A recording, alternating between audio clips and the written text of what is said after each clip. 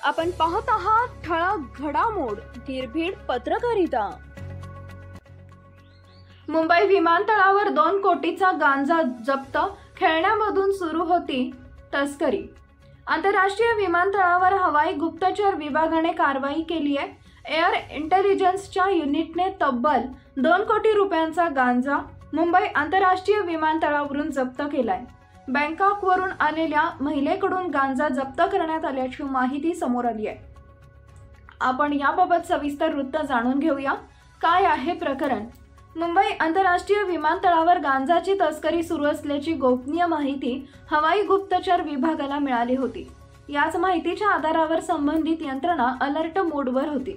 दरम्यान बँकॉकवरून आलेली एक महिला हवाई गुप्तचर विभागाला संशयास्पद वाटली, त्यामुळे या महिलेची झाडाझडती घेण्यात आली होती। या झडतीमध्ये सुमारे 2 कोटी रुपयांचा गांजा पोलिसांच्या हाती लागलाय। खाद्यपदार्थाचे बॉक्स आणि खेळण्यामधून तस्करी। या महिलेच्या झडतीमध्ये तब्बल 4 किलो 27 ग्रॅम गांजा जप्त करण्यात आलाय। या गांजाची किंमत सुमारे 2 कोटी रुपये असल्याची माहिती मिळते। धक्कादायक बाब म्हणजे खाद्यपदार्थांचे बॉक्स आणि खेळण्यामधून तस्करी सुरू असल्याचं समोर आलंय। या महिलेला अंमली पदार्थ विरोधी कायद्याअंतर्गत अटक करण्यात आली आहे।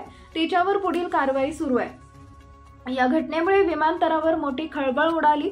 मुंबई आंतरराष्ट्रीय विमानतळावर गांजाची तस्करी। पोलिसांनी दिलेल्या माहितीनुसार या महिलेचं नाव फिजा खान आहे।